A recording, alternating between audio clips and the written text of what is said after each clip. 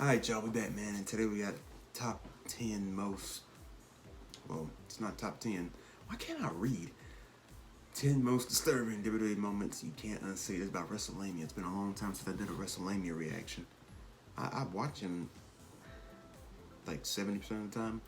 I watch them a good bit. Just certain videos I don't feel is reaction worthy. I was like, you know what? I think this one is. So yeah, let's get right into it. I seen Vince McMahon staring at some female on the thumbnail. I don't know what female that was, but it was a blonde. I think it was the female he made her bark like a dog. Y'all know what segment I'm talking about. And I did watch that documentary. If you ain't watched it, go watch it. I enjoyed every bit of it. Alright, let's go. 10 of the most disturbing moments in WWE. Number 10, Eddie Guerrero collapses. Now, as we all know, wrestling legend Eddie Guerrero passed away in 2005 following a heart attack. Whilst the majority of Guerrero's iconic career can be easily viewed and celebrated, there is one segment from 2004 that fans wish to forget, and it's disturbing and haunting. To sell the aftermath of Guerrero's infamous blade job at the Judgment Day pay-per-view, WWE would have Guerrero pass out in the match on SmackDown. This is incredibly eerie to watch back, and it's hardly a surprise that WWE never... Yeah, he didn't know where he was at. That's sad. I just recently seen... Oh yeah, about that documentary. I was watching that part where Owen Hart sadly fell to his death. I said, wow, and the show continued, bro. And The Rock was working that show. And Owen's blood was right there in the ring. And he just had to act like it wasn't there. You know, The Rock was in the match. I said, that is very, very disturbing. Very disturbing. Promotes this segment in a positive manner. Number 9, Chris Benoit's creepy promo. Due to the heinous actions of Chris Benoit in 2005, archive footage of Benoit is never mentioned or seen on WWE TV. This is 100%. I'm gonna stop pausing. As it should. It's best for wrestling to legit just act like this never happened. I think they blamed it. I think this is the reason why they went PG. You know, they took away the chair shots to the head, all of that. I don't think chair shots to the head is what caused him to, I guess, I don't know what he had. I forgot what they said he had. But I don't know if that's what caused him to lose his mind. But that's so awful. That is so awful.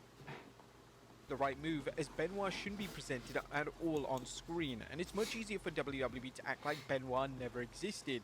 Whilst Benoit has virtually been erased from WWE, he is still a hot topic on social media, and fans often find old clips of Benoit that send chills down their spine. In one WWE.com exclusive promo from over 20 years ago, Benoit informs the audience that his wife and children won't be watching Raw, as he'll be doing something unthinkable. Benoit would reference his total anger, and this promo is especially creepy as Benoit looks like he's legitimately seething. Although promo work from Benoit, especially in 2004 when he was world champion, is incredibly hard to watch. In the majority of his promos during his babyface world title reign, Benoit would talk at length about his family, and knowing what happened to them, it's difficult to watch without getting genuinely upset. Number 8, Joey That is a little creepy. I'm not gonna lie, that is a little creepy. Styles' tasteless comment.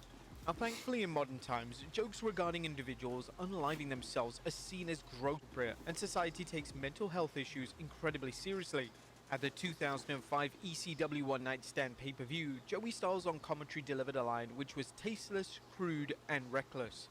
As the talented Mike Awesome performed a trademark dive during his match, Styles uttered the sentence, "Suicide dive by Mike Awesome, and it's a shame he didn't succeed in taking his own life." 2 years after the Hey, yo!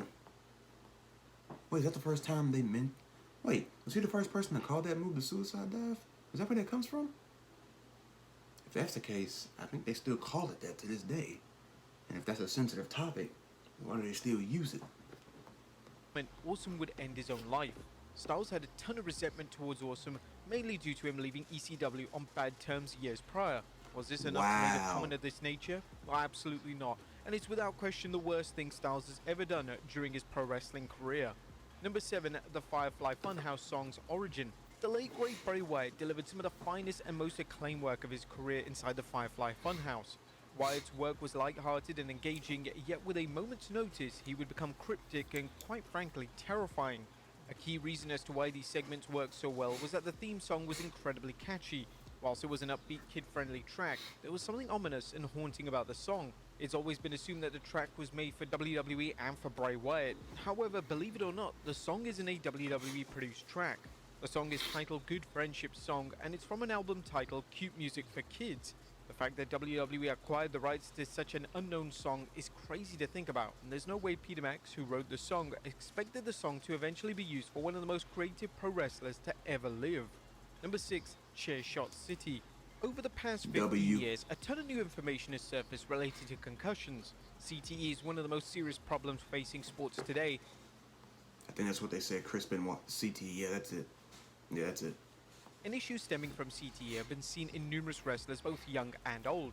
In a welcome move, WWE have implemented a strict concussion policy, and WWE are so adamant on taking the matter seriously that they outright refuse to clear anyone who is showing signs of CTE. WWE have also issued a blanket ban on chair shots to the head, which, whilst admittedly did take some getting used to, this is in everyone's best interest, and keeping talent safe should always be WWE's #1 priority. Due to the effects of CTE, specifically chair shots to the head, certain matches from WWE's back catalogue have become incredibly difficult to sit through. One match in particular stands out, and this is The Rock vs Mankind in an I Quit match from the '99 Royal Rumble. This is the match in which Mankind takes chair shot after chair shot to his skull. The sound of the steel bashing against Mankind's head is horrible to listen to, and The Rock doesn't exactly hold back in his delivery of the chair shots. A match or angle involving many chair shots to the head would never happen in WWE today, and hopefully the same can be said for any wrestling company that takes health and safety of their performers seriously. Number 5, Eric That was Chair Shot City just now. Bischoff assaults Linda McMahon. Now, this following entry does require a trigger warning as it discusses themes of sexual assault. Now, in the summer of 2003, WWE booked a program between Eric Bischoff and Shane McMahon. To add fuel to their planned SummerSlam match, WWE would air a segment which saw Bischoff enter Linda McMahon's home and perform an inappropriate act against her will. The bizarre thing about this, outside the content of the segment being way too far, is that Vince McMahon himself approved it. Bischoff would reflect on the segment on his podcast. Are we surprised? No. Then this is what the former Raw general manager had to say.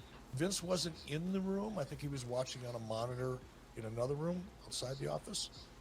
I think it was one take. You'd have to do it over and over and over again. Fortunately, we nailed it in one take, and that was the end of it. Vince thanked me. He was excited about it. He had a big grin on his face. He was happy with the scene. As long as Vince was happy with it, I was happy with it. So, once the awkwardness of thinking about doing it was over with, it was just like any other scene. Bischoff then stated that McMahon was the one who wanted to make the act look forceful. You know, Vince wanted it to look very forceful. Didn't want it to appear like it was a purely romantic scene. It wanted to. He wanted me to force myself on Linda because the inner reason for the scene was to piss off Shane and to take Shane's hatred of me to another level. What better way than to sexually accost his mother? I mean, how to get anybody hot, right? People can relate to that, I guess. Number 4, Mick Foley. Why did Shane not like Eric? They probably explained this in that documentary. I just completely forgot. Terrifying promo. During Chris Benoit's push in the year 2000, they would use WWE Commissioner Mick Foley to try and get Benoit over. In a promo segment between the two on SmackDown, Foley would say he looked into Benoit's dead eyes and he sees no remorse and he sees no compassion. Foley would then question why Benoit attacked China before screaming, why, into his face. Benoit would then respond by saying that Foley doesn't see any remorse or compassion because Benoit himself doesn't have any of those humanistic traits. The promo is chilling and ominous, and is dark enough to send shivers down the spine of anyone who's aware of the Benoit tragedy. Number 3, Jerry the King Lawler's homophobic promo. Even though WWE weren't fully in the Attitude Era during the first half of '97, they definitely pushed the boundaries in terms of what was acceptable on a wrestling show. In a backstage promo in May of '97, Jerry the King Lawler would address his opponent Goldust, and this promo was homophobic in nature, and Lawler used a slur that can't be possibly repeated. Yes, this was a different era, and yes, Lawler likely didn't come up with the promo material, Yet this doesn't take away from what is a grossly inappropriate promo that is disturbing to revisit. Logic would assume that due to the content of the promo, WWE would raise it from the history books, yet believe it or not, the promo hasn't even been edited off the WWE network. The segment still exists on the platform, and the only change they've implemented is bleeping out one of the curse words. Number 2, the Velveteen Dream's obsession. During the feud between the Velveteen Dream and Roderick Strong in NXT, Dream would become utterly obsessed with Strong's family. This started with Dream targeting Strong's wife, but then in a twist that was completely wild and bonkers, Dream started referring to himself as a stepfather of young Strong's son.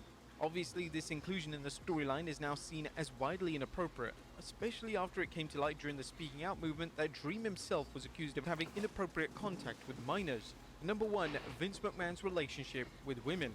Throughout the history of the Mr. McMahon TV character, he's had a habit of attracting young, attractive female wrestlers to be by his side. Names have ranged from Trish Stratus and Tori Wilson to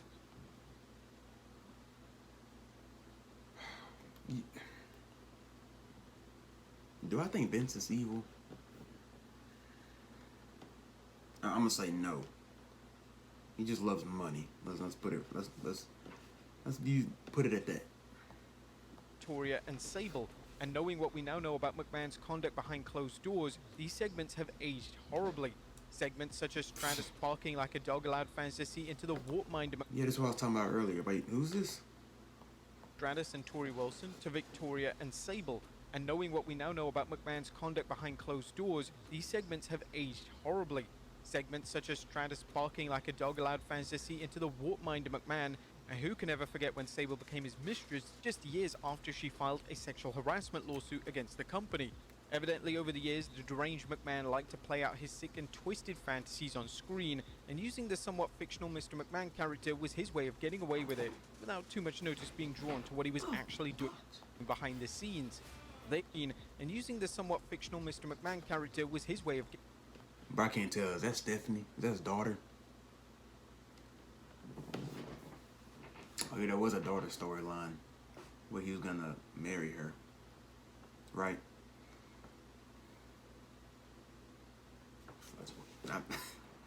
I mean, do you, Vince? You're a billionaire. Do you? I mean, you made it, I guess. Weirdo. getting away with it, without too much notice being drawn to what he... No, but he is goated, though. He gave us some amazing times in wrestling. You can't take that away from him, but I think wrestling is just fine without it. ...is actually doing behind the scenes. There you have it, folks. 10 of the most disturbing moments in... All right, well, yeah, there y'all go. I mean, I'm not surprised. Why am I not surprised? Vince is number one. All right, y'all, that would do it for this Vince McMahon. This was not based around Vince McMahon. That'll do it for this 10. All right, y'all. That'll do it for this 10 most disturbing WWE moments that we can't unsee. So, yeah, man, I enjoy videos like this. I'm going to watch some more WrestleMania. Let me know if y'all want some more. So, yeah, y'all subscribe to the food channel, the gaming channel, and I'll see you on my next video. I'm out.